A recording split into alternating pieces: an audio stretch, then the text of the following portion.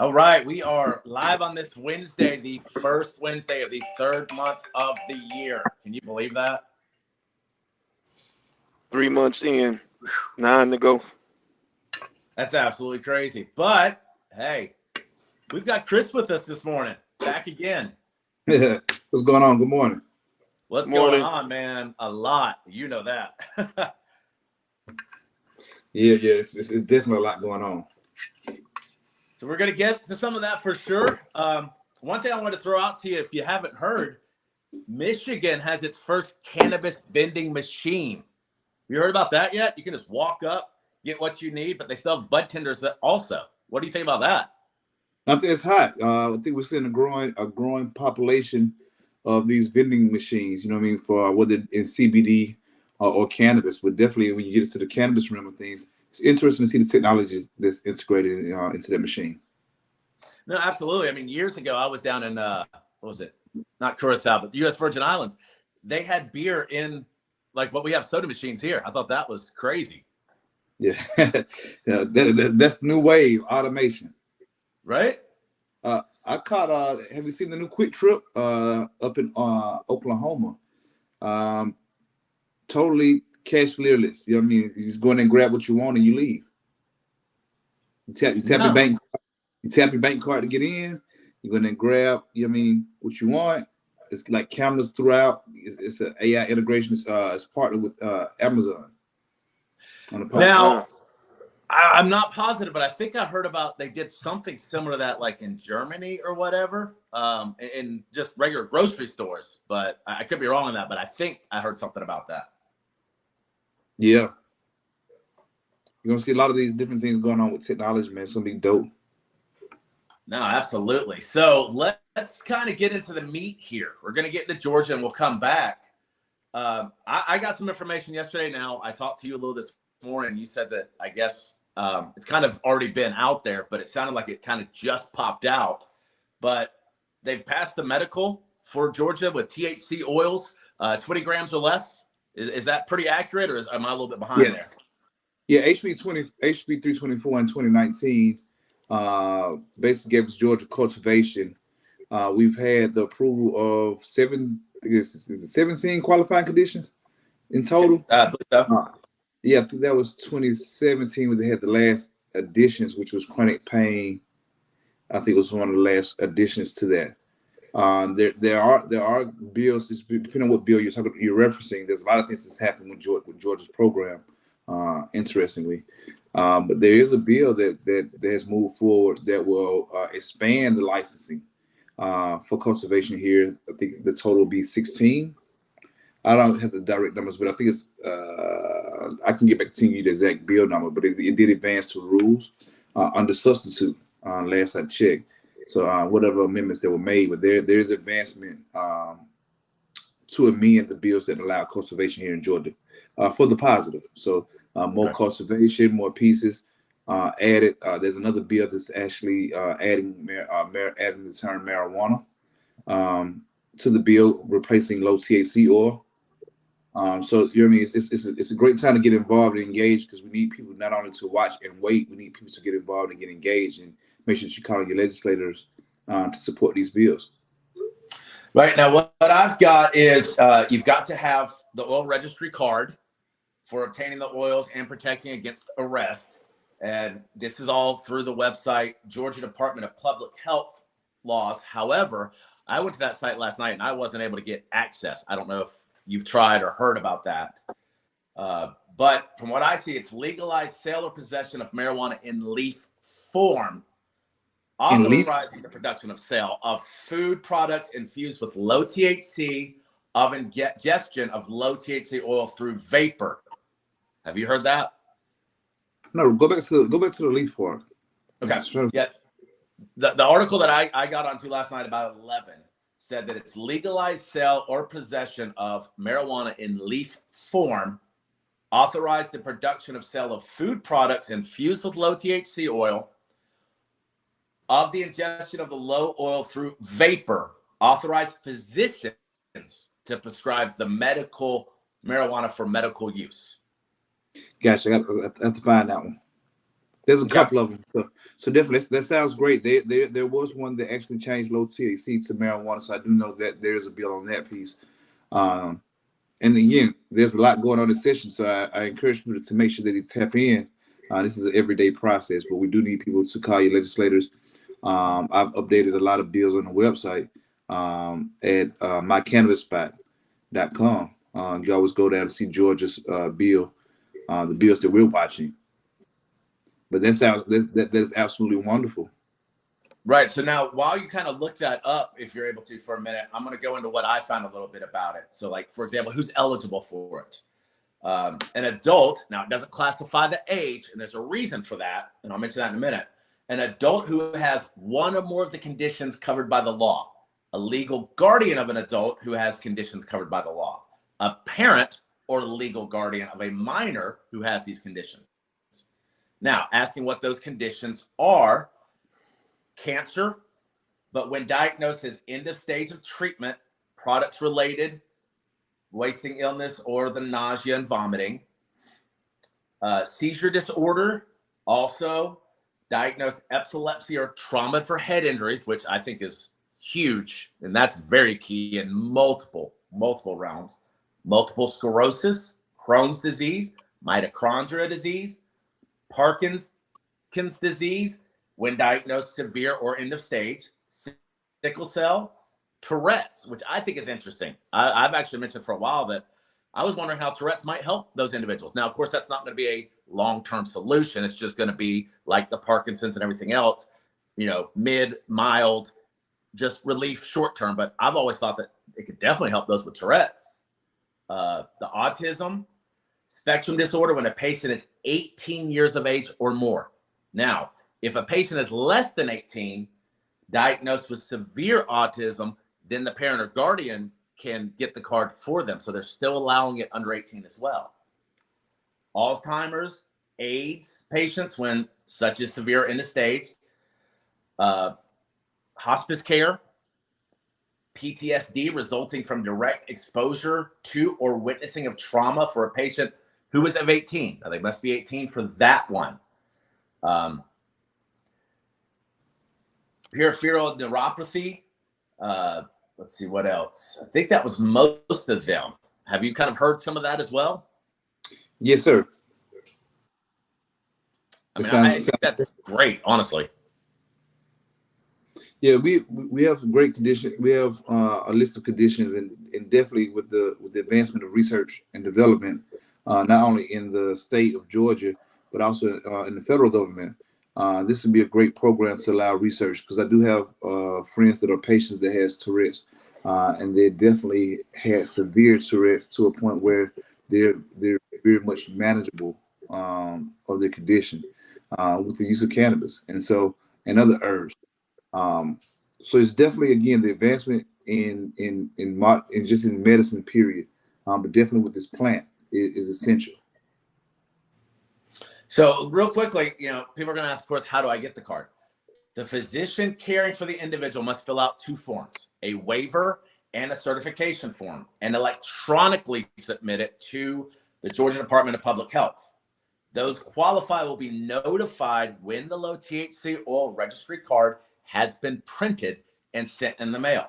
Now, there's a $25 fee for a new card, and the person picking up the card will have to be the one who pays that fee. It's valid for 2 years from the date of issuance. But if you lose your card or need to update the information on the card, you contact the state office of vital records.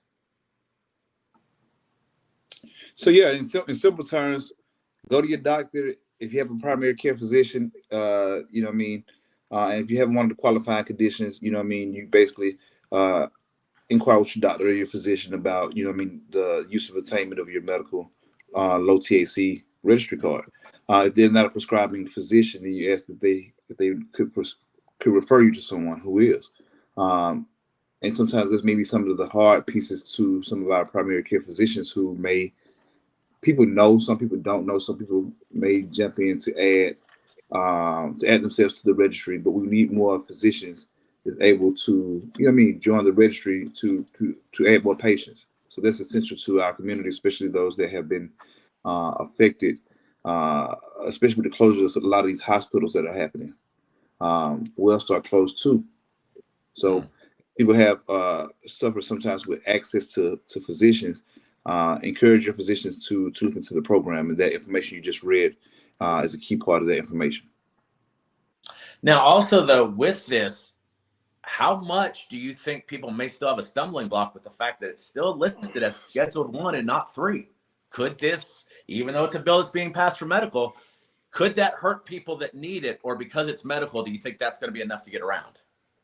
Well, that's why we have the federal government. And if you remember back last month, it's been a couple months now, going into March, when the president addressed cannabis and the low level offenders, he also did a couple other things. He encouraged the Department of Health to look at rescheduling of cannabis, along with things with the Attorney General. So again, I think we're moving in the right direction in terms of cannabis, and there's also a bill that here in the state that acknowledges to what the president was doing with that bill. So he encouraged governors to do the same thing.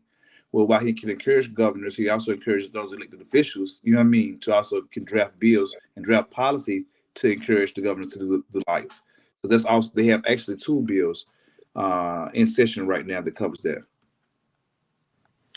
Right, because I see here where it says right now. Now, of course, these numbers can change all the time. 6 dispensaries looking across Georgia, but 8 companies have been denied access. How much do we need to change that to be able to help this continue to grow? If we're denying them, why are we denying them? So there was like 69 applicants, that, and it's just basically that denied. There was only 6 licenses. Right. So first of all, there was only going to be 6 licenses approved. Of course, in the process, that you're going to have those that want that compete for bid that have an appeal process. They chose to appeal for one reason or another. Georgia has been caught up in this legal process over the last year or so, which has prohibited us from gaining access. HB 196 does address that, and that's the one that did move, I think, yesterday, and it's advancing to rules, but under substitute. And what it would do is it would expand the number of licenses of Class 1 and Class 2 licenses. I do believe that it's reflective of the number of appellants, which would allow those appellants to, to come under terms to gain license. And at that point, we will have legislative relief for this process. Yeah, because what I've got here on a note was that it was a suit filed last fall for unfair and arbitrary. The House Bill 196 bumps the number of medical cannabis product license from the current 6 to 14. But it's still in the works right now. That's what I had. Yes, sir. So it's past the advance to rules. We'll see if it come out of rules. And then again, next week is crossover. So our bills that can make crossover and crossover to the other side will have opportunity to go to the next chamber. Any amendments that would then be referred back, and then it will be sent up to become law if approved, or filed favorable. So that's the reason that we need everybody to be involved, to get engaged, and making sure that you're calling your representatives. Sometimes our representatives have their own personal opinions about certain things, but you're the constituent. And so we need people to call and let them know that your posture, your position, that you're constituent in their district, and how it affects you. There are also hearings and testimonies that are happening in some of these sessions. Again, feel free, always get involved, join an organization, tap into podcasts like this. Get engaged about how you to do next steps and to make sure that your voices are heard. Right, and it's a learning process. We're still learning as much as we can too. I've only been in this for a little over a year and a half now, but gosh, there's a lot more I need to learn. But I've learned a lot in that short time frame. Oh yeah, man. There's a lot of people that's becoming more civically engaged, which is very important. I think there's an opportunity to kind of re-engage and reteach how we look at civics in terms of the processes, making very heightened awareness of the local control, which is in your local municipalities, as well as looking at the state and federal levels. And can't forget the county. Oh, absolutely. Because now there's a Democrat-sponsored bill, Senate Bill 30. Have you heard about that one? Yeah, I did. Yeah. Okay, which it's aiming to further decriminalize marijuana possession by doubling the amount that falls under a misdemeanor charge from 1 ounce to 2. The current penalty for possessing less than 1 ounce is up to 1 year in prison and a $1,000 fine. Under a Atlanta ordinance, the punishment for possessing less than 1 ounce is set to $75 and no jail time. But the bill is currently stalled in the Senate and no votes have been taken. Yeah, there's a couple of bills out there. There's you got SB 30 and you got HB 388 and also HB 551, which attempts to allow alignment with there's a current section in the code in the code that allows for municipalities to dispose of those types of low level cases, which is how most of these municipalities have decriminalized it within their jurisdiction. Basically, this would help allow legislative alignment. Part of the problem is that the state still says this is a jailable offense. Either that the state would say that it's not a jailable offense and to reclass those crimes as SB 30 is attempting to do. It doubled the amount, which is causing some conflict in conversation with some people. This is was sponsored by Harold Jones. I do believe that one is. And other co-sponsors, but we see one to come through every year.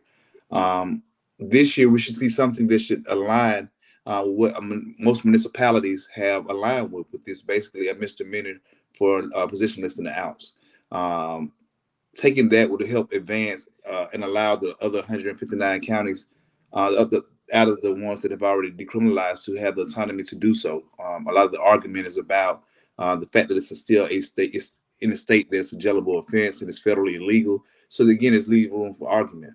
Our goal right now is to try, as people are against legalizing cannabis in the state of Georgia, we do want to make sure that we advance our medical program for medical patients who have that medical card that you referenced earlier, and so that they can obtain their products and their medication, just as if I was going to a pharmacy.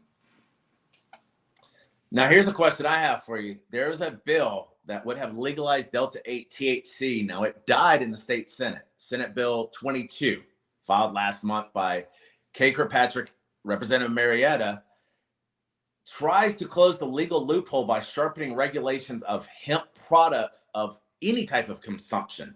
The bill would make it illegal for anyone under 21 to buy edible hemp products and require licensing to grow the hemp and sell the edible products. And it also sets penalties for the violations. Have you heard anything different about that? We discussed that about a week or so ago. I haven't gotten much updates yet. Yeah, I haven't tracked for this week as of today, but it is a bill that we had that was still, let me see when I think it was there. Last was the 22nd. So that was just last week. It's the most recent update. So again, we have to stay involved with these bills because things are happening daily on each bill. Like I said, there's a number of bills. There's a number of companion bills that are very similar shapes and forms. And so therefore, we should start to have more conversations about what do we want? What needs to happen with the hemp? What needs to happen with Delta-8? You know what I mean? Something there was a report released from the FDA about, THC and what is it, THCO? Yeah.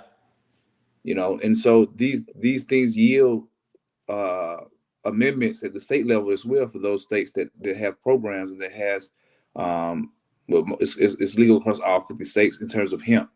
But definitely as you talk about cannabis, because they have direct impact and correlation to one another, which is why I think that Georgia should be in a posture where low THC, high THC for our patients. We have patients that are novice, entry level, plus children. You know what I mean? So low THC, and then we have people that suffer from things like chronic pain and cancers that require a much higher dosage. A more concentrated version of the oils and supplements. So that's how we should be looking to advance research and development using our institutions, Fort Valley and the UGA, to advance this research. I think there's a lot of opportunity for financing our institutions, more people actually going into college for this type of research, and also a lot of healing going on is all I hear, while also moving economic opportunities in this industry throughout the state and also being able to supplement programs through community reinvestments for those who seek monetary gains, just in a way that we can return it back to make it sustainable, and the community benefit happens at the root level. No, absolutely, because Delta 8 THC is currently sold as gummies, candy, beverage, and other forms here for the CBD and wellness all over Atlanta. But of course, as they should, they restrict it to those 21 and up. Now, there was a local retailer, and I don't have the name who, they wanted to be anonymous, told the Atlantic Civil Circle that Delta 8 sales roughly make up 70 to 80% of their business. And if SB 22 became law, they said the heavily restricted sale of the products containing Delta 8 THC may no longer remain in business. They would have to shut the doors. Well, we know there's a market. This is an industry. We look at other places across the country. Where even in legal markets there's impact. And this is a regulated industry, to where regulations and guidance can cause severe outcomes for small business. Whereas also we look at compliance and being able to be in a compliance posture to make sure that we're selling safe products and that people are also, consuming responsibly, because abuse of anything is, and so that requires a lot of education, yes. which is why we should be promoting. I don't see bills around education and around things that need to happen in that sector. So as just to advance the conversation, like you see, like you're saying, there's a lot of bills that can do some harm. There's some that can do some good, and some of it comes with intent, and some of it just comes by the lack of education and not knowing the impact, which is why we need people to make sure that they're engaged in the legislative process. No, absolutely. And I don't know if you heard this example or not, but I've said before, it's also education, not just on the consumer, also on the retailer. I myself, for example, and I've mentioned this before, about a year ago, I started doing gummies. The first gummy I had was 5 milligram. My particular person didn't have them anymore. So when I went back in, they gave me a product.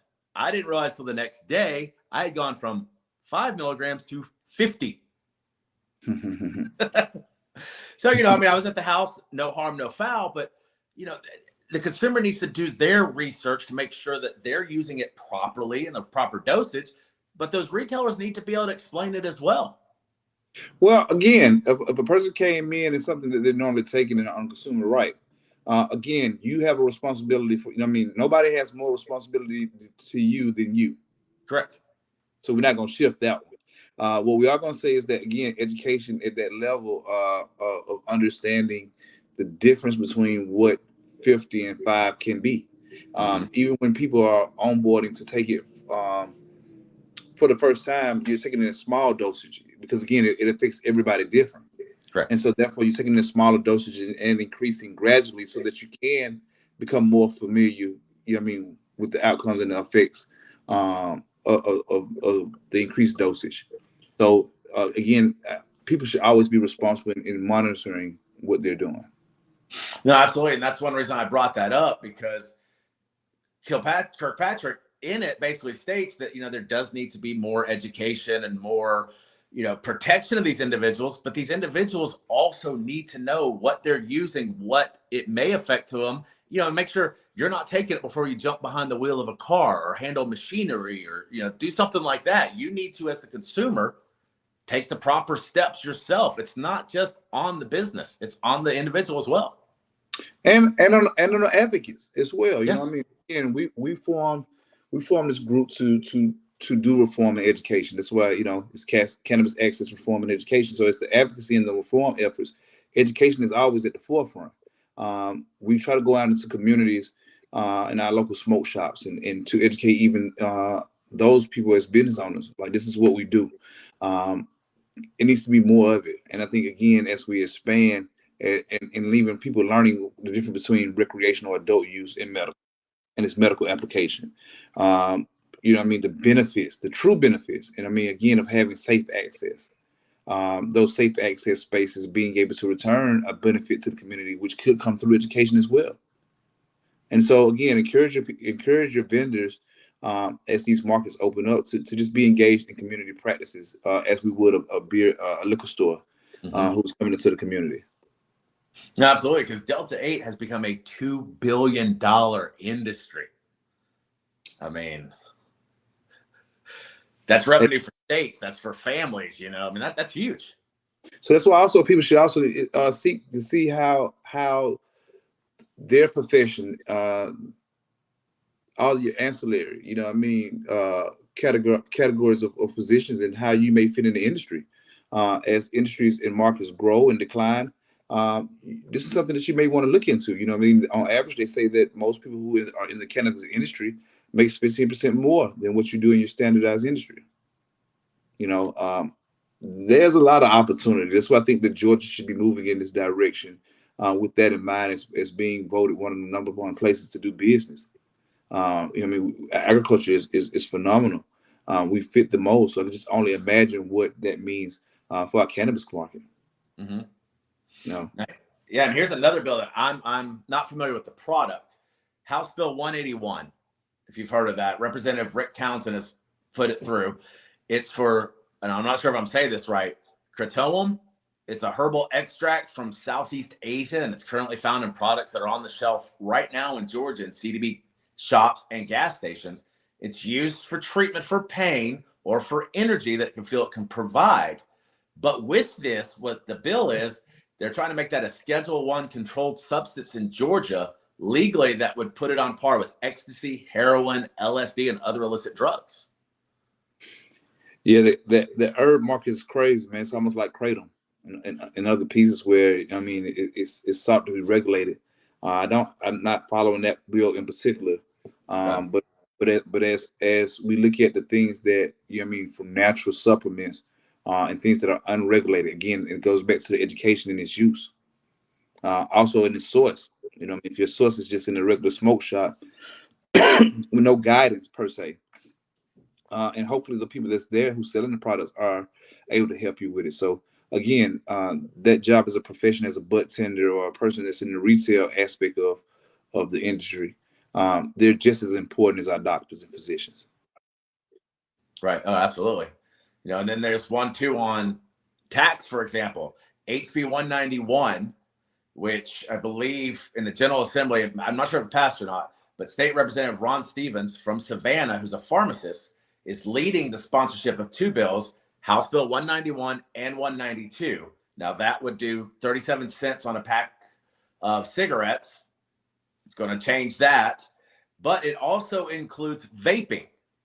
So that's going to bump that up, and it'll bring it up to 57 cents per pack while bumping the tax on vaping products, depending on the type of e-cigarette. That's the second bill, that HB 92, and it would double the tax on vaping products to 15%. It's currently at 7%. Taxation without representation. You better call it local if it affects you, you know, again. Yeah, man, we know we're going to see the rise of a lot of things again. Look at other markets like New York, you know, where the tax is going to be stupid. But again, you have the opportunity to get involved. You know, again, whether it's cannabis or just the basic consumer market, you know, everything comes as a regulated industry when it comes down to the business of the government's getting this money. And you're going to have people that have these bright ideas, whether it's favorable for economic benefits or it's for whatever belief system that they may come from in terms of the harm. And so therefore they seek impact through increased taxes, which seems to come off as punitive to some people. But again, you have the right to get involved. No, absolutely. And there's the whole reason I'm bringing up the fact of the tobacco and the tax is, and I'll bring that to you in a minute, but a recent poll done shows that most Georgians are in favor of raising the tobacco to at least the national average of $1.91 tax per pack. Now, last week, the state Senate also voted 51-3 to pass Senate Bill 47, which would place vaping under the Georgia's 2005 Smoke-Free Air Act, prohibiting vaping indoors in most public places. The bill's now being considered in the Georgia House. Now, the big reason I'm bringing all that up is, like you talked about, taxation without representation. If we don't stay in front of this tax, what's going to be the limit on the cannabis, the CBD, the stuff that's helping it? And would we price the tax so high that we harm those individuals that now need help? Right. I would say if you start talking about tobacco and stuff to me, you know, what I mean, you kind of, I mean, I'm less interested unless it's compared to the cannabis side of things, Right. which, when you know, when we start talking about the clean energy, the clean air piece reminds me of Oregon, and why they can't have consumption lounges because of that act. So be conscious about how bills can affect your market and the industry in your state. So again, I'm always gonna say get involved, but I'm gonna say it's conversations like these that we have to have on a greater scale to keep people engaged. But what you're giving off is great information, and what you're showing is where how something that's quote unquote non-cannabis related actually can have impact on the industry, and Absolutely. how just not looking at. That's one of my biggest concerns when talking to most individuals is that, you know, it's more about what they're going to allow for us to have and allow for what to happen, as if it comes with no input, as if there's not a process to follow when doing those things. Which is why I talk about the advancement of creating probably some type of civic 2.0 for dummies type of situation. It's not for dummies. It's just that we've been programmed so much to be less involved in some of our most troubling constituents have troubles meeting basic necessities. You know what I mean? Better yet, talking about being civically engaged, it takes this additional time. So we have to make and create space for this to happen, um, which is going to be interesting in years to come. You know, as we see a lot of things that's happening in that's shifting with our government and the systems that govern it. Right. And that's, the main reason I brought that up, because if we've done the research on tobacco and realized how much harm it can cause people, what if not staying in front of it and try to regulate it, how much could they hurt us in the tax, pricing it out for individuals on a plant that is helping individuals? Well, again, that's why we have we have regulations, and that's why we also have a commission. So again, we're being very thoughtful as we proceed with these things in mind. That's often why you see bills that are created sometimes have to go through amendments and substitutes, because of the level of input and engagement that is had in the community, like what we're having now. Mm-hmm. Absolutely, because like Iowa, for example, they've got a new bill that's permitting the vaporization of cannabis flower bud, recently instituted, where the state is going to permit the sale of cannabis for medical use. Now, only certain forms, such as capsules, vape oils, tinctures, are permitted. The new bill, if enacted, would bring Iowa in line with a number of other states, Ohio and Utah, that will permit vaping but not smoking of cannabis. That's kind of how I build is a little bit. HB 324 in 2019 allowed for the oils, but it basically it didn't include the flour. If you look through the fine print of the bill, through all the good language, it prohibits any vaping, any electronic, any type of fire. It goes into any form of, of making it a smokable product. And it actually, I think, actually contains some mandatory minimums if caught in that piece. But again, who talks about those things when some people just happen to have access? Right. But, another thing too, and I don't know if you've seen this so much, Kentucky, to me, this kind of sounds a little backwards. 37 states that allow medical use of marijuana does not include Kentucky, where the polling suggests 90% of the residents are in favor of it. Because the state legislators have not delivered a reform and the vast majority of the voters say that they want, the governor has issued a conditional pardon aimed at protecting those who use marijuana for medical purposes from prosecution. Contrary to the news outlet, he did not state that the legalized medical marijuana. It does not necessarily mean that patients who use cannabis for symptom relief won't be arrested for marijuana possession, a misdemeanor punishable by 45 days in jail and a $250 fine. Well, I'm saying what you have is so it becomes like almost subjective. But if I got this card, it certifies that I'm a patient, right? I cannot have a card and say, "Hey, I'm a patient," but you have nothing to certify that. You know what I mean? As defined by your medical program. Again, this is also where you see a governor enacting the will of the president through what he's done at the federal level at a state level. And so that could be for various different reasons the way it was enacted. Maybe you don't have the votes. Maybe it's not fair. so he enact and use his powers as such. But you know what I mean, the key is to look at what has become law and to stay within the lanes of. So if you're in a program where you feel that this may affect, want to say that where this may affect you, um, follow the guidelines. It's out. I mean, again, I would love to see, and this has been part of the work that's been done, is the revitalization of medical programs. Because again, you have adult use and quote unquote recreational programs that are built off of the framework of medical infrastructure. And when that program advances, you have the decline of the medical market, which you still have patients, you still have people that need, but you have high yields and high profits that happens with this adult market. But then we start to fight about what is quote unquote social equity.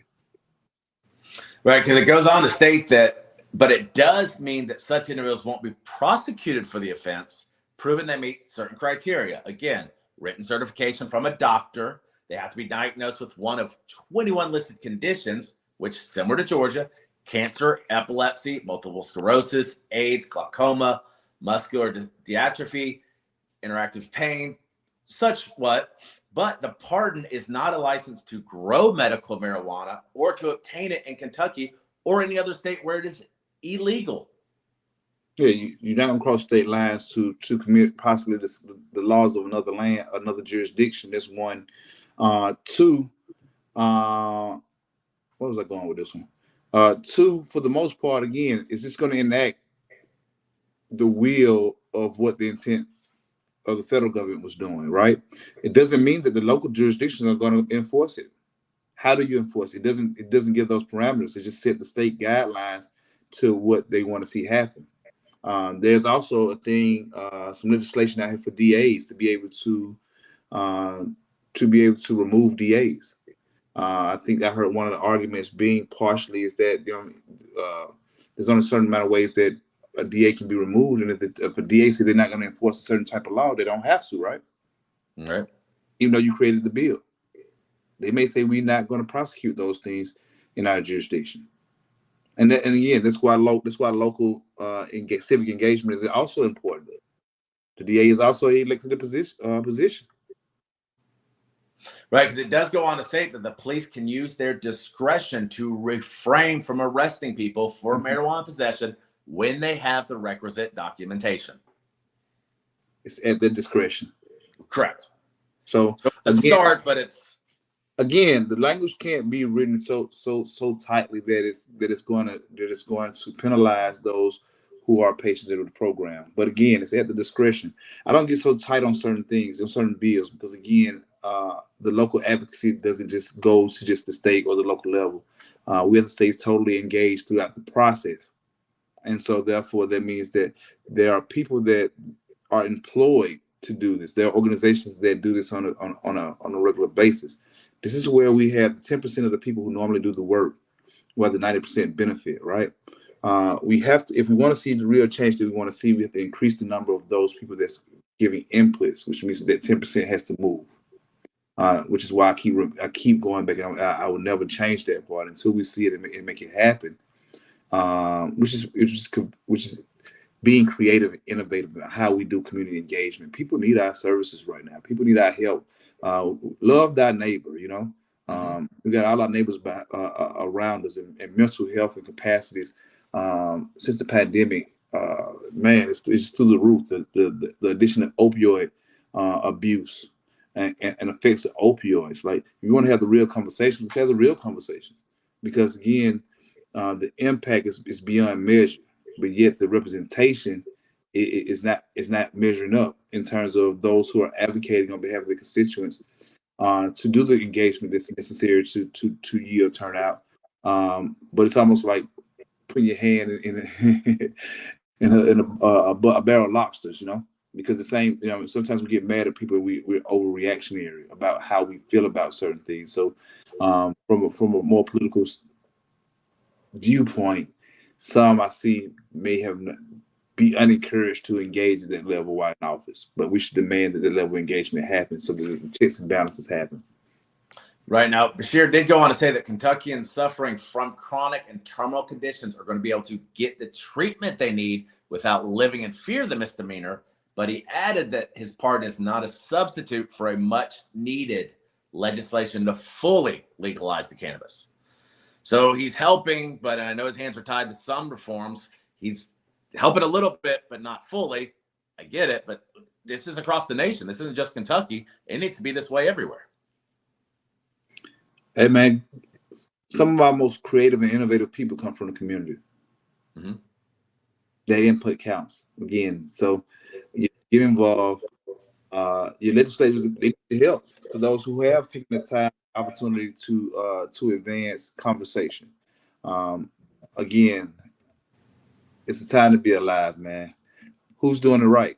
Who got the right? Who I think the federal government is going to weigh in as well. I think that we should also, as we encourage our state leaders through these legislative sessions, I think that we should still tap in to our counterparts, which is our state congressional, federal congressional leaders, to find out what's going on at the federal level, to make sure that the language is lining up, that we're being proactive again, that using this innovation and this forward thinking into a way that we can convince and influence legislatures. No, I agree, but at the same point, some of the stuff you sent me, man, it's great, but I'll admit it. I read it and go, okay, I don't know what's going on here, because the legalese can be difficult to cipher through at times. Yeah, because you have to be in the conversation. It's hard. It's hard to try to read and catch up from the sideline. Right. You either in the game, you having the conversations. You tapping in real time. You're listening into some of the videos. A lot of this stuff is also live streamed, so you have to keep up. I mean, the bills aren't made for your following entertainment. They're actually going through a legislative process. Somebody or some group of people have an idea to change one or two components or more of current or new legislation. And so some people, like I said again, there's a couple of dual bills that we have that coming from the same chamber. There's a couple of different decrim bills, but again, that's part of the process. It depends on what committee it's being introduced in, how favorable it may be go through one committee versus another. Mm-hmm. All that strategy, that you have to be involved in, but you have to also be involved with those legislators. What committees is your legislator on? And of the ones that are on, how many do you have an interest in? Now you have direct influence on not just having a legislator, but actually certain topics, because you have these representations on these various committees. No, absolutely. And for example, what that we haven't covered, what do you see as a very pertinent bill that's up right now in the Senate? Is there something that is very pertinent out there that I've missed so far? Because I know you're tapped into that big time. Maybe something like this here. To amend, this is HB 387 to amend Code Section 16-13-30 of the Official Code of Georgia, annotated, relating to purchase, possession, manufacture, distribution, or sale of controlled substances or marijuana, and penalties, so as to codify the proclamation by the office of the President of the United States that would grant a pardon and restore full political, civil, and other rights regarding to the offense of simple possession of marijuana, to provide for limitations, to provide for related matters, to repeal conflicting laws, and for other purposes. So there's two that does that, right? I think you spoke about something about, was it Kentucky you just mentioned, that had something almost similar, But here you have something right here in Georgia. So these are things that are just as strong, and this HB 387. And if I had to pick something else, that's 387. So I'm gonna go to 478. That reads the exact same thing. So you have to you have to pretty much get creative. But again, the meat and potatoes of it does something. Now, what is missing will need to be added. Sometimes just follow it, though, to follow the conversation. And what happens is your conversation and your input can be received and considered and then tailored and put into the legislation by the people on the committee who may know how to more formally articulate or to receive what you're saying and to make it applicable to what they're going to insert into this bill. No, so one thing we got to keep in mind for those people who aren't as familiar with it, just because this is up doesn't mean it's not up for discussion or amendments or changes. This isn't final. This is a work in progress. This is a live bill. Yeah. So us following it, us input, and us talking to our representatives.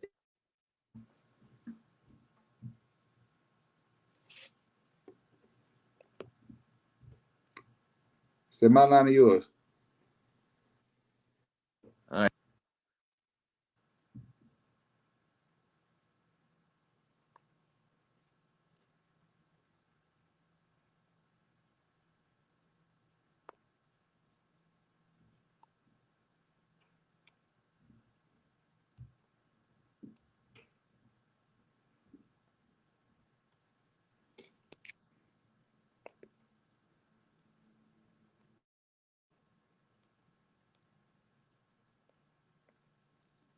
I think that went out.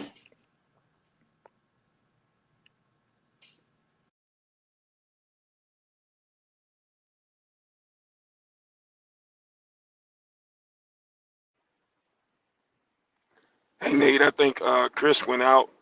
I can't hear you either.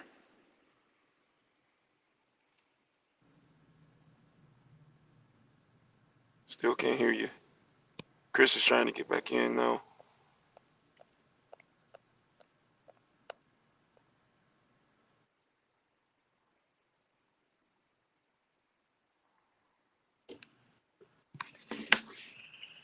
Chris, I can hear you. Can you hear me? Yeah, I hear you now. Yeah, it's on the technical is on Nate's end. We can't hear him. Gotcha.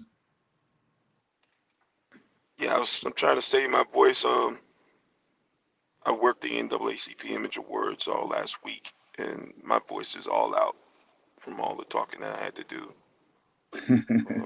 So I didn't want to sound like a raspy voice, so I've just been quiet. Oh yeah, man. Listen, man, it's cool, man. Yeah, that's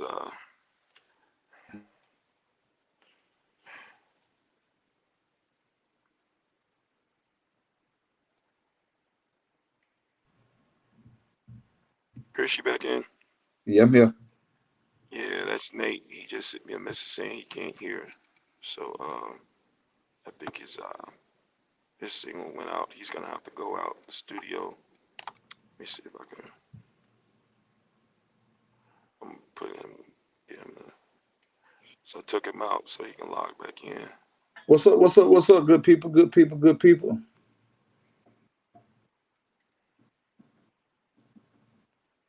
I'm over here in this little live thing. I'll never go live, but that's to my point where you have to get out of comfort zone and start doing other things to reach more people.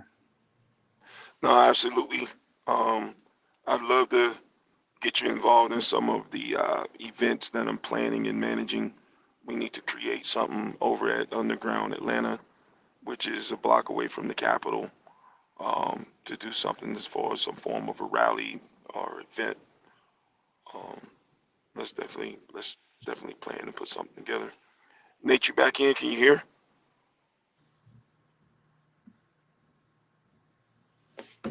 Yeah. He might need to just power his device down and repower his device up. Yeah, he's out. That's what I'm telling them now. Log out. What's up, good people over here?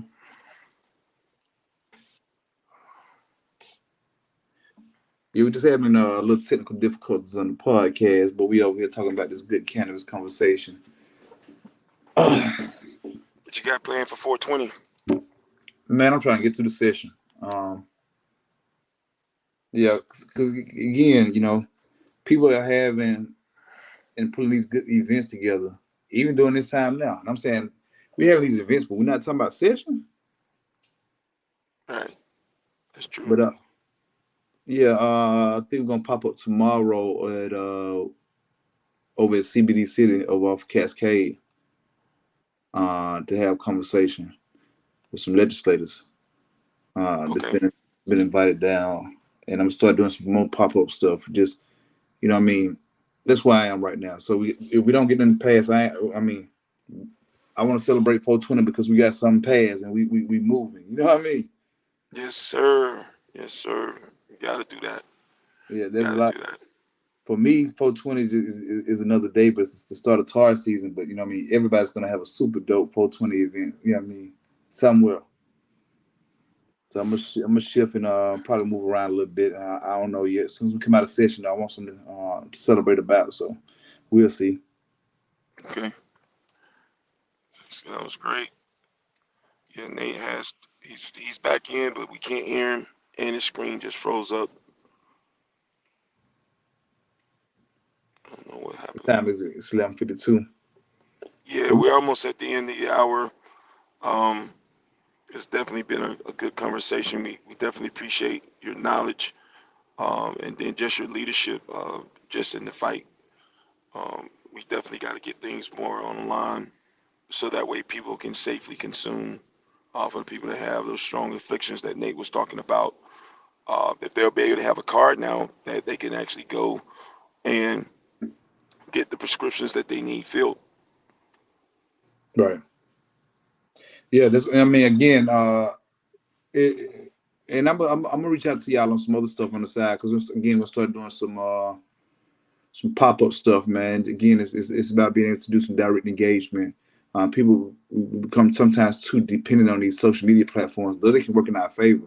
But Right. we got to also build that base. You know what I mean? If you're only getting 20, 25 people on, you know what I mean? That counts for what you're doing at the time. But if there's opportunity to expand and to really market it, I mean, really put in. So we have some stuff coming on, some visual stuff over here with our organization as well to pull stakeholders together to have you know what I mean even more conversation. So again, just layering up the talent, influence, and responsibility of us in the industry. Definitely, definitely. Let me know how I can help with that in any type of way. I have a couple other venues as well that we can assemble, whether it's 100 people. I got another venue that I could do about 500. I got a private residence. It's about 8,000 square feet. So in the basement, we probably could put maybe maybe 150, 200 people out there. So and just let me know. We're definitely ready to do what we got to do. Yeah, let's go ahead and put this line up some dates, even on some pop up stuff. Well, one thing we know, crossover is going to happen next week. So therefore, whatever we able to get out of that, we have some dates already set up and start engaging to get behind. You know what I mean? The closing of some or whatever crossed over. I think one of the most important bills crossed over, which I think was the 196, the one that expanded the license. That would allow us to come out of this little rut we in. So we don't want to be in the same situation where we failed by one vote last year. Right. Yeah, so Okay. I think statewide decriminalization is in order as well. So I think that because there's a couple of different bills on there, we should be able to get something out. If it's nothing but the minimum of at least an ounce, you got to at least have it reflective. You got to get places like Clarkston that just recently passed. Not Clarkston, but Athens Okay. that just That's passed. big. That's Yeah, big because that's a big school that's there in Athens, and I'm sure that it's a lot of the some of the students use, but they got to be definitely careful over there on that college campus as well. I like again, and this us again getting involved intentionally. Students for System Drug Policy has been one of the leading advocates on these campuses. You know what I mean? But also making sure that again organizations are being redundant in the work in the community. Definitely, definitely that will be our number one initiative to make sure that they're safe. They're young. They're aspiring to be great leaders in this community around the world, from one state to the next. And we have to make sure that they don't have any stains um, just on their reputation or their background. So that way there are no restrictions for them um, as they step into the leadership of tomorrow. You're going to see a lot more energy from Careful Georgia. You know what I mean? We was looking to do some expanding out and picking up a couple other states to move this work. So you're gonna see a lot. I made a way to make a little bit more time to put more effort and energy into the community work that's needed behind this cannabis work, or in conjunction with this cannabis work. And that means a lot of our urban communities, a lot of our disproportionate communities that's that's separated or disproportionate by the infrastructure, you know, because making use of the infrastructure with these economic opportunities, and a lot of these localized economies will make big change, at the root level. And so it's our obligation to make sure that we're connecting and educating people to be a part of that change, to be a part of that industry, to help navigate and understand, to not prohibit, but to expand, to be inclusive when talking about this plan and about this issue. I look forward to the federal government's conversation. But again, I think we need more educated people, which includes some of the people, our legacy users, you know what I mean, who's been in the shadows. Man, let's bring them topside, man. We got to find a way to get them legal legacies, man. So we got a new initiative that we're pushing, Legal Legacies 420, where we're showing those that's coming from the other side how to get legal. Okay. Turn your hustle Well, to let's a bid. Well, the best way to hustle is by exposure, and if we create events and platforms where people can get involved, see, hear, listen, present, uh, represent, and stand accounted for in the industry, that'll definitely be the way. I would love to work on that initiative with Governor Kemp even more, and then also let's throw the commissioner for the Department of Agriculture in there as well. I agree. I agree. So, uh, despite what may happen through session, let's make sure we stay tapped in and engaged at the executive level. You know what I mean? To make sure that we're able to help make sure that the voices of people, what they're saying and what they want to see happen, is being able to happen and advance in some form of fashion. Um, Even if it's just by continued education and the continued representation of these constituents. Definitely. Let's continue to talk this evening, Chris. We're wrapping up on the hour. Tell everybody where they can find you, follow you, and listen and tune in to what you got. Hey man, you can find me on all social media platforms. My personal handle is CB number 4 ATL. That's CB 4 ATL. On social media, you can follow Care for Georgia at CAREFORGA, Care for GA, Instagram, and also GA Cannabis Reform .org online for all my online users. Um, there's a watch list that's on the homepage. There's also a link that we sent out of bills that we're watching. So we took time to kind of paraphrase in the description. I mean, the bill number and the subject matter. So take a look at it. There's a couple decrim bills on there. There's a couple things that some mandatory minimums that we didn't get a chance to get to. That's in a couple bills that's out floating on mandatory minimums. And so we just as things are advancing, we're here to have that conversation. So we have more things like this. So follow us on all the social media platforms and visit the website. Thank you so much, Chris. Everybody continue to log in and follow us, Matcha Foundation. Tune in every Wednesday from 11 to 12. Chris, we thank you again for checking in with us and spreading the knowledge, and also letting everybody know what type of leadership you provide in the industry. So thank you again, and tune in next week. Thank you Yes, all. sir. All right, peace.